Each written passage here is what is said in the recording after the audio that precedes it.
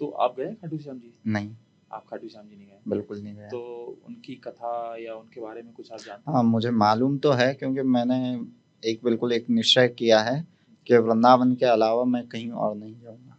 अच्छा, ये आपका निश्चय है? बिल्कुल। तो आप कहीं और नहीं जाते हैं, सिर्फ वृंदावन जाते हैं? अब वृंदावन के अलावा और कहीं नहीं जाऊँगा। अच्छा, अब नहीं जाएंगे। हाँ, साचो तो मेरो राधा रमन, बाकी सब छुट्टू। अच्छा, वाह वाह, ये भी बहुत बढ़िया बात है। तो मतलब आप भी वृंदावन वासी बनना चाहते हैं? हाँ, वो तो श्री कृष्ण की इच्छा से ही हो पाएगा। वो ठाकुर जी जब चाहें, पर ठाकुर जी चाहें हाँ। वो तो बहुत अच्छी बात है, ठाकुर जी जब चाहें, पर हमारा भी एक संकल्प होना चाहिए ना कि बिल्कुल हम बात सही तुम्हारे है। हैं। नमस्कार, हमारे साथ हैं अवधेश भटोरे जी। ये वृंदावन से संबंध रखते हैं काफ़ी गहन, और साथ में ये वैष्णव भी हैं, कृष्ण भक्त भी हैं। जी, तो अवधेश जी, कैसे हैं आप? बढ़िया, आनंद मंगल में भैया। आनंद मंगल में। और परिवार में सब कैसे हैं? सब कुशल मंगल ठाकुर जी की अनुपम कृपा में। जी। आपका मैंने वेशभूषा देखी, आपके बारे में जितना मैं जानता हूँ, आपसे बातचीत पहले भी हुई है हमारी। जी, जी। तो आप कृष्ण भक्ति में काफ़ी लीन रहते हैं। तो ये मतलब बचपन से है, या फिर कोई परिवर्तन आया था आपके जीवन में, तब से आप कृष्ण भक्ति में लीन हुए हैं? नहीं, कोई परिवर्तन तो आया नहीं भैया जीवन में, क्योंकि सभी पूरा परिवार ही श्री कृष्णमय है। जित देखूं तो श्याममय। जी। तो सब श्याम सुंदर की ही कृपा है। हुँ। और कुछ ऐसा समय भी रहता है जब वो पकड़ भी लें, जी। और कुछ ऐसी मतलब ऐसा रहता है कि कुछ समय उनने निश्चित किया हुआ रहता है कि अब समय आ चुका है कि हम तुमको हरण कर लें, हम तुम्हारा वरण कर लें। ये दोनों बात रहती है। ठाकुर जी कभी कभी जल्दी किसी को आवरण कर लेते हैं, कभी कभी थोड़ा समय लगा देते हैं वरण करने में। तो कहीं न कहीं जब तक श्री कृष्ण की कृपा नहीं रहेगी, तब तक आप उनके भक्त भी नहीं बन सकते। जब तक हम ठाकुर जी के अधीन नहीं हो जाए, हम अपना सर्वस्व श्री कृष्ण को जब तक समर्पित नहीं कर दें, जब तक श्री कृष्ण हमारे कैसे हो सकते हैं। बिल्कुल, बात सही है आपकी। अ, मैं तो ख़ैर अभी वहाँ तक नहीं पहुँच पाया हूँ जहाँ तक आप पहुँच चुके हैं। लेकिन मैंने भी कई कृष्ण भक्तों को देखा है, जी, जैसे कि मीरा।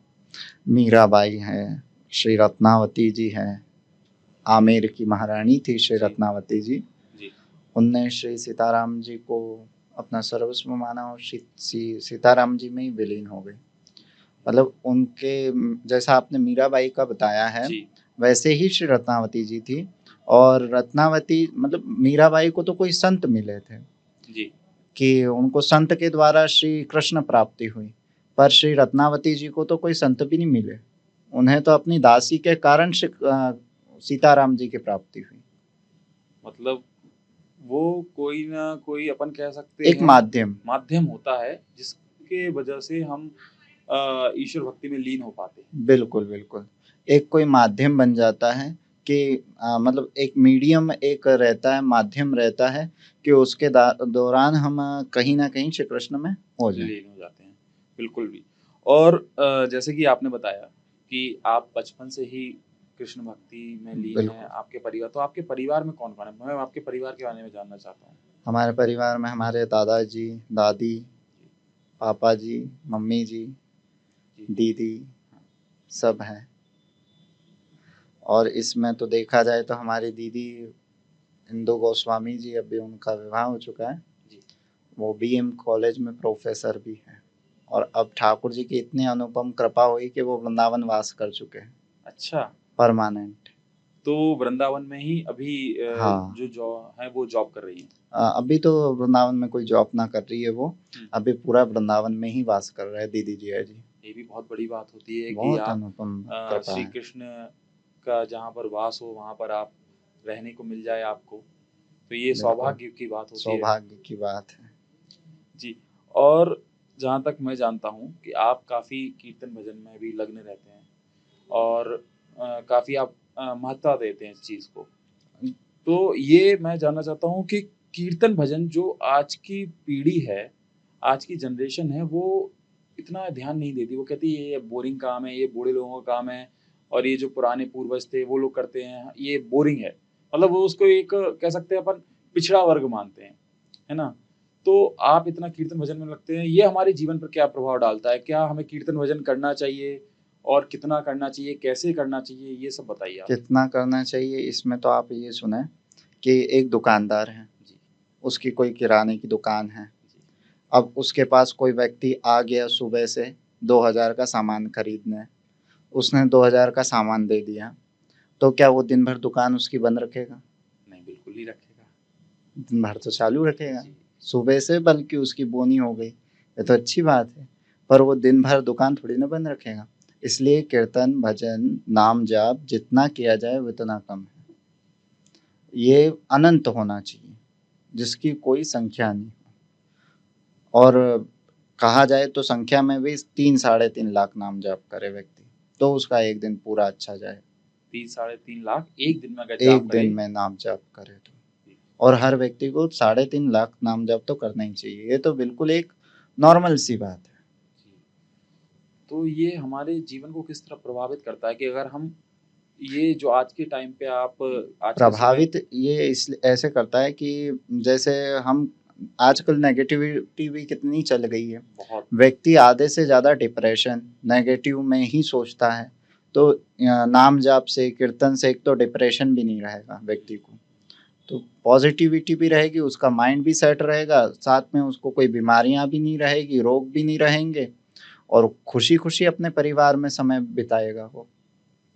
तो कहीं न कहीं कीर्तन भजन में लग्न होना, ये सब हमारी संगति से भी होता है कि हम किस संगति में बिल्कुल, रहते हैं, ये संगति हमें अफ़ेक्ट करती है कि हाँ भाई, अगर हमारी संगति कीर्तन भजन वालों के साथ होगी, तो हम कीर्तन भजन करेंगे। हमारी संगति होगी कि हम व्यसन करें, अलग-अलग तरीके के, तो हम व्यसन करना संगति सीख जाएँगे। संगति का तो बहुत ही ज़्यादा प्रभाव है।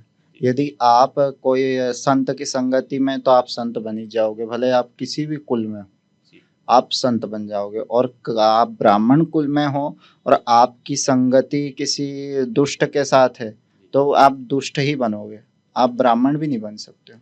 वही मैंने पढ़ा था बचपन में कि संगति से ही दोष गुण उत्पन्न होते हैं। बिल्कुल, तो ये बात आप भी मानते हैं कि हाँ, बिल्कुल। अगर संगति हमारी अच्छी हुई तो हम भी कीर्तन भजन में मन लगा सकते तो हैं। इसीलिए यदि आपका मन श्याम सुंदर में है, ठाकुर जी में है, श्री राधा रानी में है, तो आपको वैष्णव उनकी, संतों की, इनकी तो संगति करनी चाहिए। जब तक आपको कोई संत नहीं अपना लेगा, तो ना तो आपको ठाकुर जी मिलेंगे, ना तो राधा रानी का दर्शन होगा। तो आप मतलब किन संत को फॉलो करते हैं? किसको आप दीक्षा लिए हुए हैं?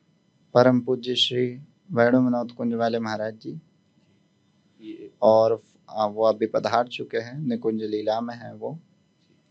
पर पूज्य श्री राजेंद्र दास जी महाराज और पूज्य गौरेलाल कुंज वाले किशोर दास जी महाराज और पूज्य श्री अलबेली बाबा, इनका ज़्यादा फॉलो करता हूँ। राजेंद्र दास जी महाराज को तो मैंने भी काफ़ी फॉलो किया है और वो गौ सेवा पर काफ़ी, खूब। उनका जो बहुत बड़ा अभियान चल रहा है, वो गौ सेवा, गौ भक्ति, गौ रक्षा, इसके लिए उन्होंने बहुत काम किया है। गौ सेवा तो करनी चाहिए। एक व्यक्ति की 3 माता होती है। ये राजेंद्र दास जी का ही है। एक व्यक्ति की 3 माता होती है। एक माता जो उसको जन्म देती है, जननी, दूसरी गंगा माता, और तीसरी होती है गौ माता। जन्म देने वाली माता तो कुछ समय तक दूध का पालन करती है, पर गौ माता तो जीवन भर, जब तक वो शरीर रूप से रहता है, जब तक उसकी दूध की पूर्ति गौ माता करती है। और आज के समय में जैसे कि आप देख रहे हैं कि डिजिटलाइजेशन का ज़माना बहुत ज़्यादा हो गया है बहुत हो गया। और लोग इसका किस तरीके से उपयोग करते हैं, वो बहुत ज़्यादा अफ़ेक्ट कर रहा है हमारी आने वाली पीढ़ी को। कि सोशल मीडिया का ज़माना है, लोग बच्चे जो हैं, जो नवयुवक हैं या फिर जो नई जनरेशन हमारी आ रही है, वो देखती है कि सोशल मीडिया पर क्या चल रहा है। कुछ भी मतलब दिखाते हैं, कोई रोक-टोक नहीं है। अभी एक जैसे रिसेंटली बहुत बड़ा केस हुआ था, कुछ अपशब्दों का प्रयोग किया गया था एक शो के दौरान, तो उसकी वजह से वो शो बंद हो गया है। लेकिन ऐसे बहुत सारे शो जो हैं जो चल रहे हैं, वो एक मुद्दा है जो उठ गया था, जिसकी वजह से लोगों में जागरूकता आ गई थी। लेकिन ऐसे बहुत सारे शो चल रहे हैं जो हाइलाइटेड नहीं है, लेकिन फिर भी कहीं न कहीं वो हमारी युवा पीढ़ी को इम्पैक्ट कर रहे हैं, असर उन पे डाल रहे हैं। सबसे ज़्यादा तो खराब चीज़ है मोबाइल, मोबाइल। जी। सबसे ज़्यादा। जितना उसका उपयोग कम हो, उतना ही अच्छा है। और एक नई चीज़ भी आई है, एआई।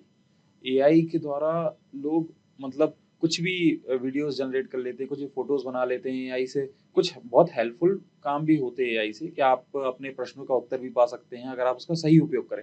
लेकिन ये सही उपयोग उसका सिखाएगा कौन और लोग कैसे उसका सही उपयोग करेंगे? एआई के बारे में आप क्या कहना चाहेंगे? एआई के बारे में भैया, जैसा कि आपने बोला कि वो सदुपयोग में भी है, जी। और जो व्यक्ति जितना सदुपयोग में रहता है उतना दुरुपयोग में भी रहता है। जी। आप उसका अभी एआई का बोला कि उससे फोटो ऑन वो हो जाती है, मर्ज हो जाती है, एक हो जाती है, वीडियो हो जाती है, तो उससे दुरुपयोग भी तो हो रहा है। तो उसमें कहने का मतलब ये है, जितना आवश्यकता पड़े उतना ही मोबाइल का उपयोग करे व्यक्ति। जी। तो जितना मोबाइल का, और मैंने अभी कुछ एआई के वीडियोस भी देखे थे जिसमें श्री कृष्ण के वीडियोस थे, और वो उनको मतलब आज के जो कुछ युवा हैं वो उनको ऐसे बना लेते हैं जैसे हम उनसे गले मिल रहे हैं वीडियोस। तो ये कहाँ तक सही है आपकी नज़र ये में? तो पूरा ही गलत है। जी। नज़र की तो बात ही नहीं है, ये तो पूरा ही गलत है। आप श्री कृष्ण को आलिंगन कर सकते हैं, कब कर सकते हैं? जब श्री कृष्ण चाहें। हमारे चाहने से क्या होता है?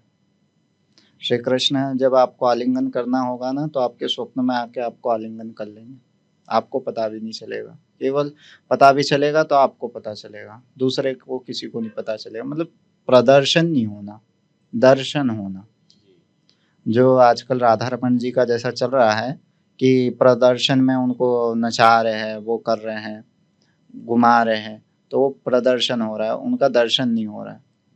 ये बहुत अच्छी बात बोली आपने कि दर्शन करना, प्रदर्शन नहीं करना। क्योंकि आज के समय में मैंने देखा है कि लोग वृंदावन जाते हैं, मथुरा जाते हैं, तो वो जितना दर्शन खुद करते हैं उससे 10 गुना दर्शन वो बाकी लोगों को करवाते हैं। तो ये पुण्य का काम है या पाप का काम है? क्या कहना चाहेंगे आप? इसमें पुण्य की तो बात ही नहीं है। उनकी मानसिकता वृंदावन तक की है ही नहीं। जी। उनकी मानसिकता ये है कि हम कहीं घूमने गए, बस घूमने तक की उनकी मानसिकता है कि हम कहीं घूम रहे हैं। हम कहीं जैसे कोई व्यक्ति कैसे मॉल वगैरह में जाता है, तो उसका भाव कैसा रहता है? हाँ यार, ये खरीद लूँ, ये देख लूँ, वो कर लूँ, ये कर लूँ। तो उसका भाव वैसा ही रहता है वृंदावन में भी। वृंदावन में आए हो तो भी ऐसा बोलते, वृंदावन में आए हो तो आपको 5 के दर्शन करना है पहले। किन के? श्री वृंदावन के, वृंदावन में श्री यमुना जी, वृंदावन के वृक्ष लता पताओं के, फिर वृंदावन की रज, श्री बिहारी जी और श्री गोपेश्वर महादेव। इनके 5 के दर्शन करके ही वृंदावन के पूरे दर्शन मानते हैं। पर व्यक्ति आजकल क्या करता है कि हमें तो थोड़ा सा बस यहाँ रील बना ली, यहाँ की शूट हो गई, देन उसके बाद कहीं और चलते चलो। बिहारी जी की थोड़ी सी भीड़ ले ली, मावा पेड़ा खा लिया, आज का हो गया दर्शन। और ज्यादा हुआ तो चप्पल जूते पहन लिए, चलो घूमने चलते हैं। मतलब वृंदावन जो चीज धाम है उसको धाम ही नहीं समझते। ऐसा ही केदारनाथ के साथ भी करा है एक सबने। टूरिस्ट प्लेस बना के रख दिया एक बस बिल्कुल पर्यटन स्थल बना के पर्यटन रखा है। स्थल बना के रख दिया, एक धार्मिक स्थल को एक पर्यटन स्थल बनाकर रख दिया है। वो उस चीज का महत्व भूल गए हैं। आप वृंदावन में देखें तो हमारे वृंदावन में एक ऐसी जगह है जहाँ आज भी आधुनिक चीजों का उपयोग नहीं होता है। अच्छा, वृंदावन अभी भी एक ऐसी हाँ, जगह है?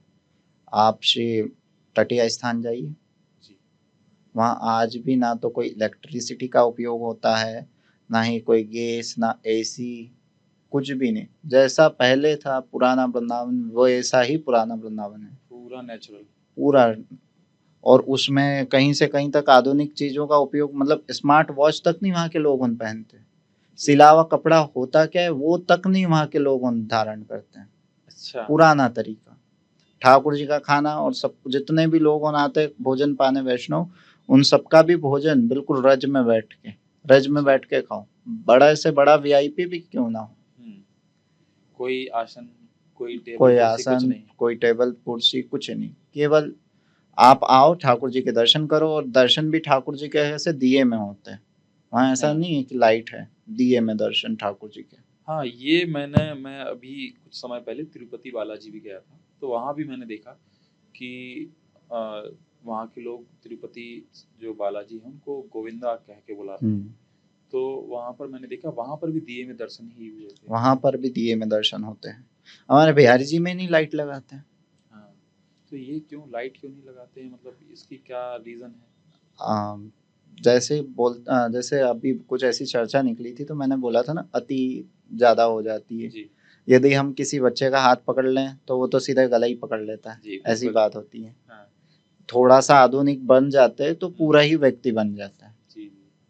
तो इसीलिए इसीलिए जितना कम हो जैसे टटिया स्थान की मान्यता यही है कि वहाँ ऐसे-ऐसे रसिक संतोन हुए हैं और होते हैं और है, हुँ, तीनों चीज़ है वहाँ। हाँ, थे, है और रहेंगे। जी। तो वहाँ तो बिल्कुल वहाँ व्यक्तियों जो भी संत महापुरुष हैं उनको केवल भजन से मतलब है। और अभी अ, खाटू श्याम जी भी गया था मैं। जी, खाटू श्याम जी काफ़ी विकास हो रहा है वहाँ पर, मैं गया था। काफ़ी भीड़ आती है, काफ़ी लोग आते हैं। तो आप गए हैं खाटू श्याम जी? नहीं, आप खाटू श्याम जी नहीं गए। बिल्कुल नहीं गया। तो उनकी कथा या उनके बारे में कुछ आप जानते हाँ, हैं? मुझे मालूम तो है क्योंकि मैंने बिल्कुल एक निश्चय किया है कि वृंदावन के अलावा मैं कहीं और नहीं जाऊँगा। अच्छा, ये आपका निश्चय है? बिल्कुल, तो आप कहीं और नहीं जाते हैं, सिर्फ़ वृंदावन जाते हैं? अब वृंदावन के अलावा और कहीं नहीं जाऊँगा। अच्छा, अब नहीं जाएँगे। हाँ, साचो तो मेरो राधा रमन, बाकी सब छुट्टू।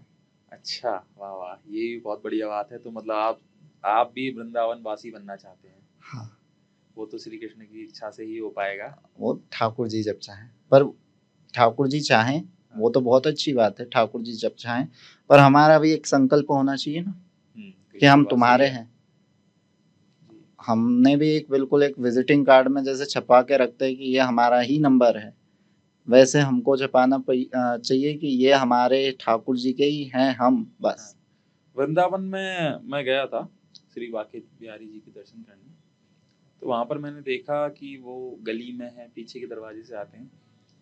तो वहाँ पर ऐसा है कि जो बंदर होते हैं वहाँ के, तो अगर कोई मोबाइल लेके जा रहा है या चश्मा पहने हुए जा रहा है, तो बंदर उसका मोबाइल या चश्मा छुड़ा लेता है और फिर उनको बदले में एक फ्रूटी दो, तो वो वापस कर देते हैं। वहाँ के बंदरों का तो क्या ही बोले।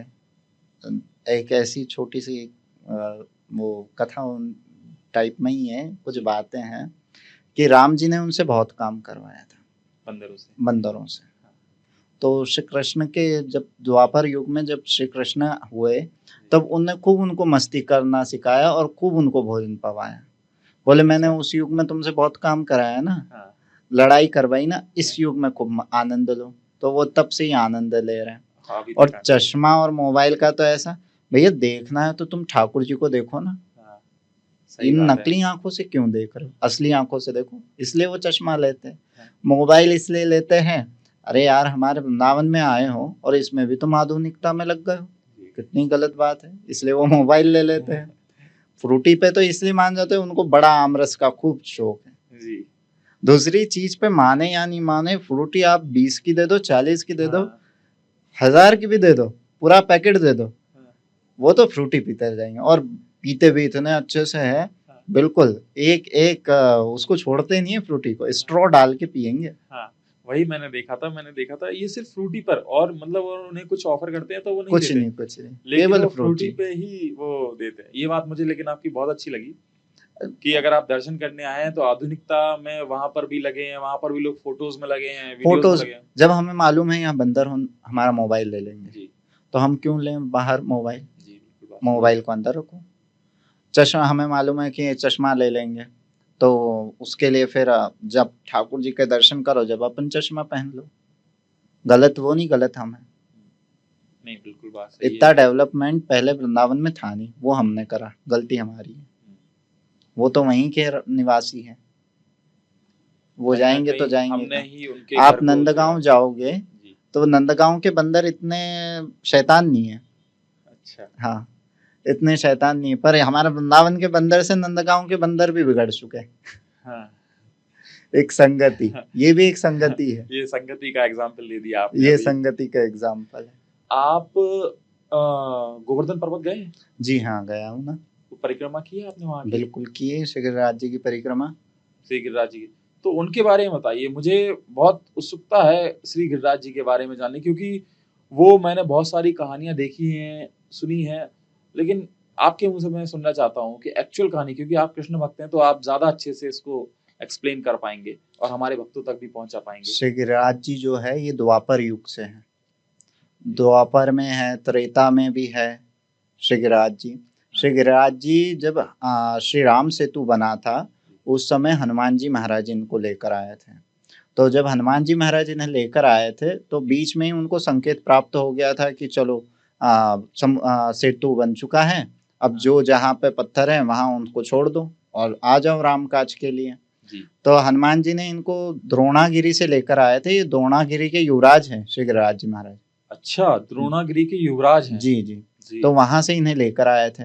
अब इन्हें लेकर आए तो इनने बिल्कुल सोचा था कि मैं तो श्री राम जी के काम में आऊंगा, कितनी बड़ी बात है, आओ हाँ। भाग्य हाँ। कि मेरे तो आज भाग्य जाग गए, श्री राम जी मेरे ऊपर चरण धरेंगे। हाँ। तो ये बस वहां से आए और हाँ। बीच रास्ते में हनुमान जी को संकेत प्राप्त हो गया। हाँ। तो उन्होंने चाहा कि मैं गिरिराज जी को यहीं विराजमान कर दूं। तो गिरिराज जी ने बोला ये तो तुम मेरे साथ अनुचित काम कर रहे हो, ना तो मुझे घर का रखा, हाँ। ना तो श्री राम जी के काज का रखा। हाँ। तो तो ये तो मतलब गिरिराज जी की बहुत गलत हुआ, मतलब उस समय गिरिराज जी के साथ। हाँ, फिर हनुमान जी ने उनको बोला कि आप यहाँ ब्रज, उस समय ब्रज क्षेत्र था ये, जी। तो उन्होंने बोला कि आप इस ब्रज क्षेत्र में निवास हो जाओ, आपका निवास कर लो, और जब त्रेता के बाद जब द्वापर आएगा तब श्री रामचंद्र ही श्री कृष्ण चंद्र का स्वरूप धारण करेंगे जी। और यहाँ आएंगे, आपकी तलहटी में आएंगे और आपके सिर मतलब आप पे चरण भी नहीं, आपको अपना मुकुट बनाएंगे। अच्छा। तो राम अवतार में श्री गिरिराज जी के ऊपर राम जी पग रखने वाले थे, हाँ। पर हनुमान जी की कृपा से श्री हाँ। गिरिराज जी मुकुट बन गए, श्री गोवर्धन धारी सावरे, तुम जी, बिन रहे हो न श्री जाए। कृष्ण ने अपने एक उंगली पर गिरिराज जी, जी को धारण किया वो भी था। 7 दिन तक। 7 दिन तक? जी।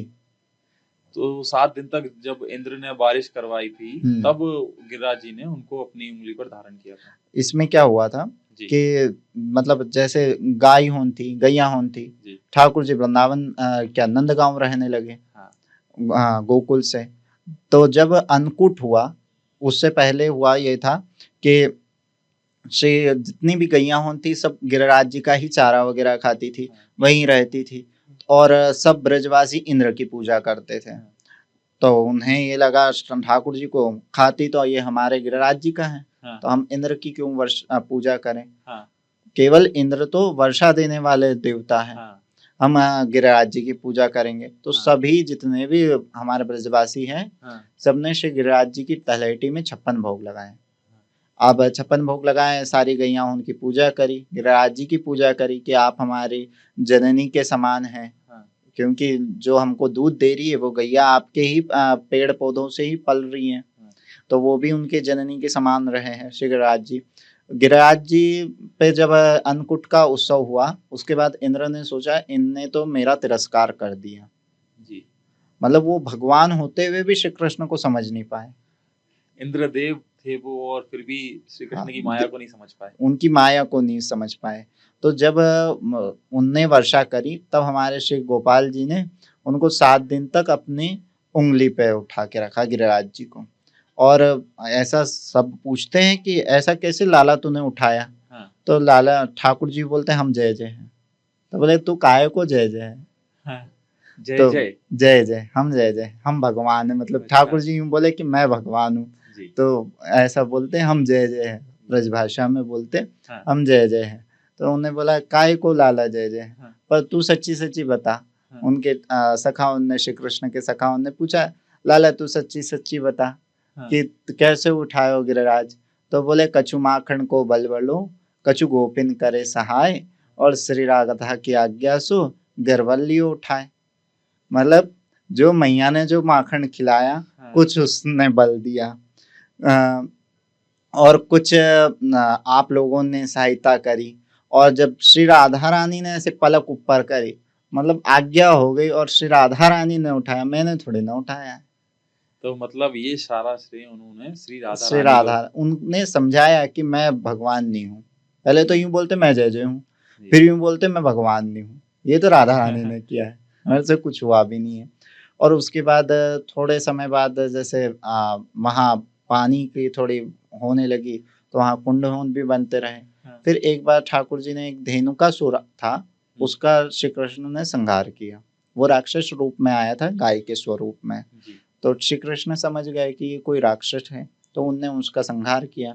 अब उसका जब संहार किया श्री कृष्ण ने, तब उसने जो गाय के भेष में था, ठाकुर जी ने उसका संहार तो कर दिया है। जितने भी ग्वाल बाल थे उनने बोला भैया तुम्हारे ऊपर गौ हत्या का पाप लग गया है। तो बोले गौ हत्या के पाप से कैसे निवारण हो? तो उन सब ने बोला कि आप एक काम करो, गंगा जी में जाओ स्नान करो, तो हाँ। आपकी हत्या भी दूर हो जाएगी गंगा जी से। बोले अच्छा। तो बोले वहां तक जाऊंगा और मैं तो हूँ छोटा, हाँ। कैसे जाऊं इतनी दूर? तो बोले कुछ तो करना पड़ेगा। बोले बोले कुछ करते हैं। तो ठाकुर जी ने मन से गंगा जी को वहां प्रकट प्रकट किया। अपने मन से उन्होंने मन गंगा जी से को प्रकट किया। मन से गंगा जी को गिरिराज जी में प्रकट किया, और आज भी वो वहां विराजमान है श्री मानसी गंगा के नाम से। मानसी गंगा। और वैसे ही श्री एक बार श्री ठाकुर जी ने कुंड बनाया वहाँ पर। अपना, श्याम कुंड बनाया बंसी से। तो राधा रानी ने सोचा कि ये श्याम कुंड बन गया, अब मैं राधा कुंड बनाऊं इसी के पास में। तो राधा रानी ने अपने चूड़ामणि से कुंड बनाया। अब उसमें कुंड बनाया तो उसमें पानी टिकता नहीं था, पानी आता था चले जाता था, पानी आता था उल्टे चले समय। जाता था कुंड में, राधा कुंड में। फिर दोनों कुंडों का जब संगम हुआ, जी। तब आज भी वो पानी वहां स्थित है, आज भी, राधा अभी कुंड। भी। अभी भी राधा कुंड और श्याम कुंड, मतलब वो आज जैसे आपने परिक्रमा का बोला था, श्री जी। गिरिराज जी की परिक्रमा। श्री गिरिराज जी की परिक्रमा जब हम स्टार्ट करते, दान घाटी से स्टार्ट करते हैं। दान घाटी के स्टार्ट के बाद पूछरी के लोटा आते हैं, जो कि हनुमान जी है, जो वहाँ विराजमान है। फिर उसके बाद आती जतिपुरा, मुखारविंद। फिर देन उसके बाद उद्धव कुंड आता है। और ऐसे करते करते हम जब आते हैं थोड़ा और पास में आते, परिक्रमा के आखिरी में आते हैं, तब कुसुम सरोवर श्री राधा कुंड आता है। तो राधा कुंड जब आता है ना, तो जिन व्यक्तियों से पैदल परिक्रमा नहीं हो पाती है, जी। वो यदि श्री राधा कुंड की 7 बार, एक बार भी राधा कुंड की परिक्रमा कर ले, तो उनको गिरिराज जी की परिक्रमा का ही फल मिलता है। वो सिर्फ राधा कुंड और श्याम, जो राधा कुंड और श्याम कुंड आपने बताए जी। हैं, तो वो अब मिल चुके हैं, वो एक हो वो चुके हैं। एक हो, मतलब है तो दोनों अलग अलग, हम्म। पर कहीं वो एक धारा में है, वो धारा में धारा से एक जोड़े हुए है कि जो ये राधा कुंड श्याम कुंड का संगम स्थल संगम। है। ऐसा तो व्यक्ति यदि उसकी परिक्रमा कर ले, तो उसको श्री गिरिराज जी की परिक्रमा का ही फल फल मिलता है। मिलता है। क्योंकि गिरिराज जी का हृदय भी, गिरिराज जी साक्षात श्री कृष्ण है, हाँ। और श्री कृष्ण का हृदय ही श्री राधा रानी है। जी। अब जो कुंड श्री राधा रानी ने बनाया है, वही तो ठाकुर जी का हृदय कमल है। जी, बिल्कुल बात सही है और आपकी। फिर आते हैं थोड़ा सा आगे आते तो मानसी गंगा के आपको दर्शन होंगे। हाँ। हाँ।